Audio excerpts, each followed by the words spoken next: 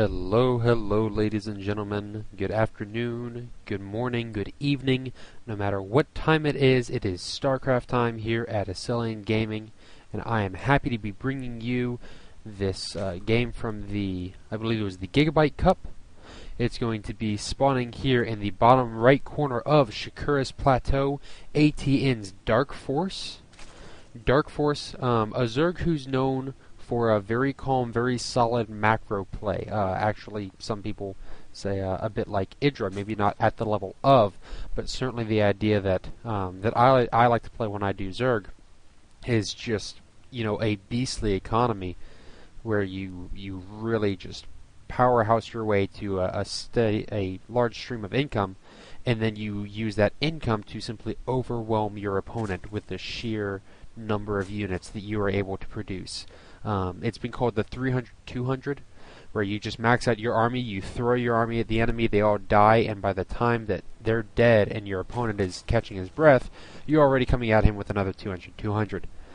Now, ATN Darkforce's opponent is going to be down here in the bottom left corner, Morrow. Morrow is a very interesting player, very unique player, in that he's played both Zerg and Terran. I was about to say he plays both Zeren and Turg, which sometimes he may be saying the same thing.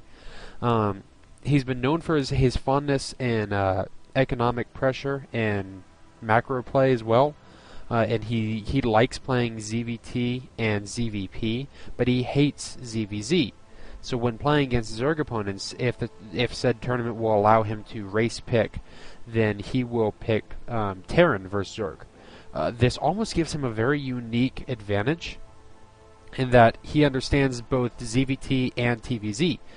He knows how to beat Zergs because he's played as a Zerg against Terran, and he knows how to beat Terrans because he's played as a Terran against Zerg. It's very interesting, and it's something that other players might look into more often if they have the time to maybe dedicate just one matchup they don't like to learning a different race. It still proves to be very, very difficult, however, when you do want to play multiple races, learning all the build orders, knowing the timings, and then on top of it all, coming up with something unique, something powerful. I'm not sure what Darkforce is doing. He must really be expecting some early bunker pressure, which it looks like there is going to be the standard 2 racks.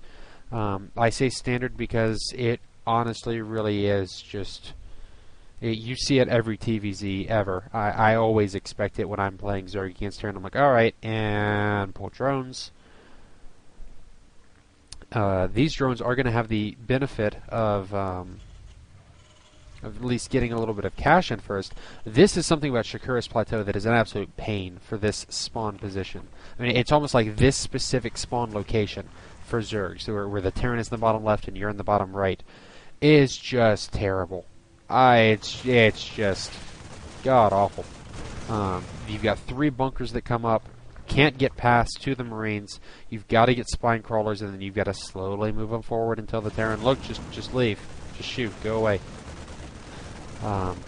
Getting a quick Baneling nest sometimes helps as well. Some players won't even expand. On Shakuras Plateau, of all places, they won't early expand.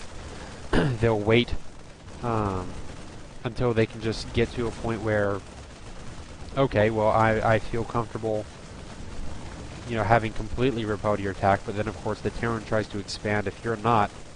And he may just lose this hatchery for a little bit. Now that spine crawlers are in, and they are going to be pushing their DPS to help contribute against the repairs, Zerglings are going to come in, but the Zerglings are going to get shut down very, very quickly. He should have focused all of his attacks onto this one. Here comes some more Zerglings to try to help repair. He's only got 2 SCVs repairing on one and the other. The Broodlings come out to help increase the DPS. The hatchery is lost, and 2 bunkers are still up. They can be salvaged. We still have 9 Marines here, but these spine crawlers are not going to be able to... these Marines are not going to be able to beat these spine crawlers unless he really boatloads into a ton of Marines here.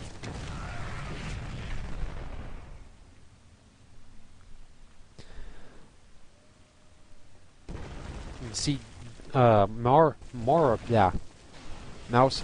in turn has not... Oh, and this is a crucial mistake. It takes so long to drop everything in. The Marines move forward that whole time and just get so much extra DPS. Even the SCVs coming in. That one, nope, he didn't get the kill. And GG, and that's it. Darkforce leaves the game because the bunker pressure with those 3 bunkers right in this little location is just too much. The drones maybe weren't pulled in time, or maybe the Zerglings weren't out fast enough. I mean, people could analyze it day and night, but it happens practically every game for TVZ. There is the standard, very standard bunker rush, and in this time it just wasn't able to be held.